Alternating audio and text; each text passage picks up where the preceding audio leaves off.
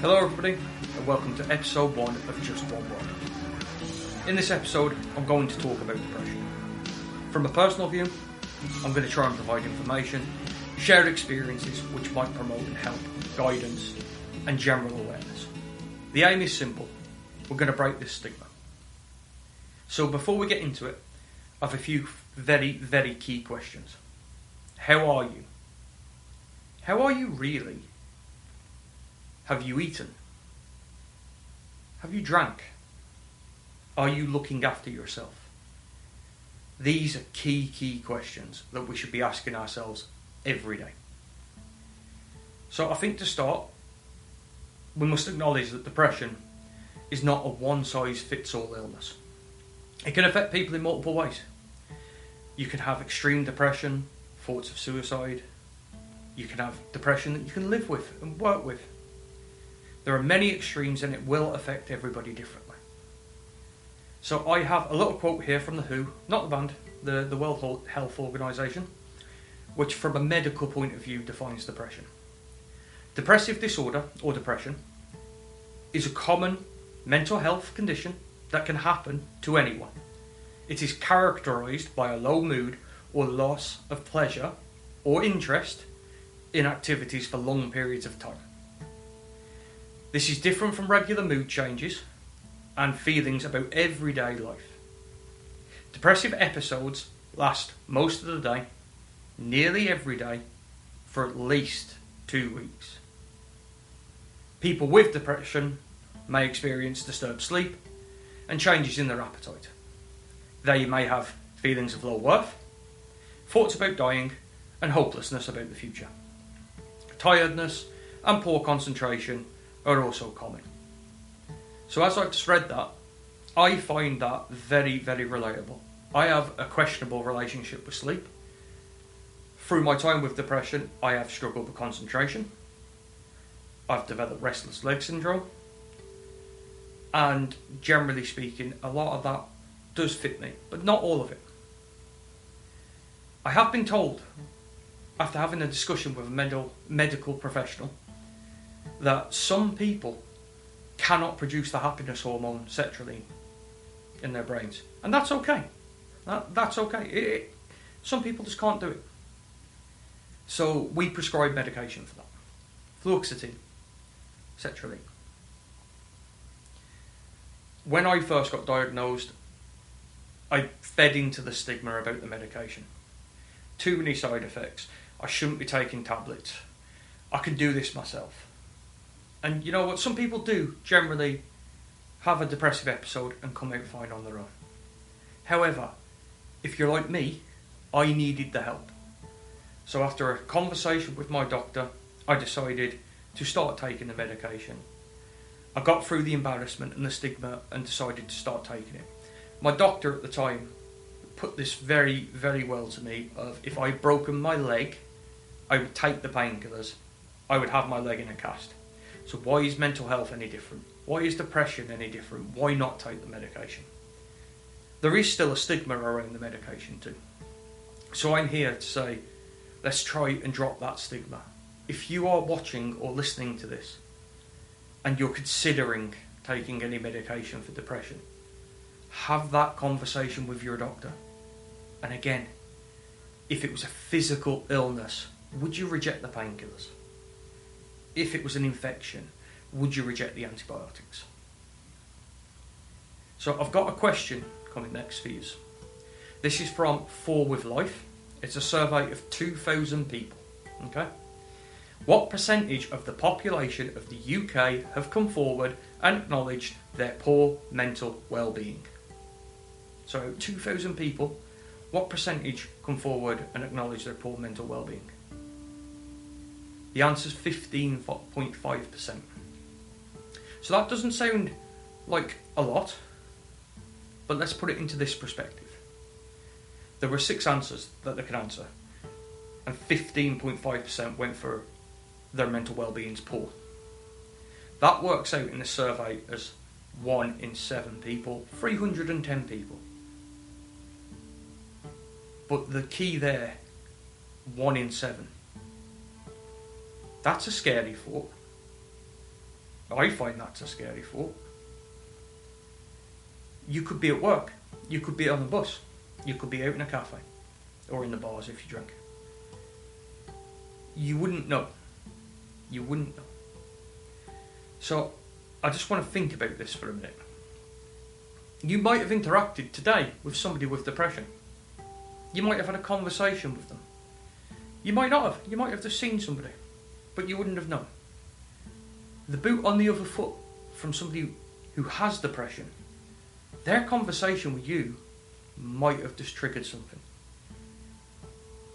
Have you checked in on anybody today? Have you phoned your friend and asked how they are? Asked how a family member is? It's all key. Checking in is the key. This podcast is called Just One Word. For me, that word's hello. When I first was ill, diagnosed with depression, I didn't know what to do. I didn't know what to say. I was embarrassed. I was very scared. I was nervous. I felt all sorts of feelings. Hindsight, sitting now, I know those feelings were absolute useless. They were rubbish. But at that point, I felt awful. I felt awful. I ended up speaking to somebody from work, speaking to my partner, speaking to my doctors, and eventually speaking to a counsellor. Just one word, hello. If somebody's ready to talk, they will talk. If somebody's not, maybe a hello, how you doing? Let's have a coffee. Might introduce that. Now, I'm not saying let's all become counsellors. That's not our job. But as human beings, we have empathy. We might trigger those thought processes with somebody with depression to sit there and go, I think I'm ready to speak to somebody. And for some people, that could save lives. It very well could save a life. So I would encourage everybody to talk very openly about mental health. And I'm not talking about going out there and telling your postman, your next door neighbour and everybody else around what's going on in your head. No. Who do you feel comfortable with? Have a conversation. Let them know if you're not feeling okay today. And it is okay. It really is okay not to feel okay. I know that statement's put out there a lot. But if you think on that statement, it is okay. Again, people get ill with all sorts of illnesses. And that's all this is. Just another illness. It's personal. Yeah, of course it's personal. It's born from potential external factors. Of course it's personal. But it's an illness. Okay? So, in addition to what I've said there, I'd like to take a moment to talk about positives we can do. What can we do, or what can you do to help somebody with depression? There's a stage in counselling called reactivation. Reactivation is when you select some activities to do to try and bring your mood up. If you think about a score, between 0 and 10 is the usual, but there are variations out there. 0 being perfectly fine, everything's good, 10 being I'm severely depressed. We want to get the score towards good. Reactivating helps. For me personally, on my first diagnosis of depression, I initially started by writing songs, as you can see behind me with the guitars. I'm a musician, so I wrote a song for charity. But I didn't just do that. It wasn't a one-size-fit thing here. I did multiple things. To reactivate, I started doing walks, because fresh air. Exercise can help as well. Obviously not everybody can exercise, and that's understandable. But walks, fresh air, certainly. I bathed. Now, I'm not saying I'm very unhygienic because I shower, but I had a bath. That would be my 20 minutes away. You know, get the bubbles or whatever you require, just to relax. Bring that mood up ever so slightly. The last thing I did was eventually I started learning how to bake. I started making bread. This, initially for me, it was the achievement factor. I went and made a loaf of bread. I know that sounds silly, but when you're in that thought process, when you're stuck in that depressive episode, achieving something, even small, is brilliant. It really does help. So I would encourage everybody, if you have depression, keep thinking about things you can do, things that make you feel good, little activities. Hey, Getting out of bed's an achievement some days, and I understand that. So think about what we can do.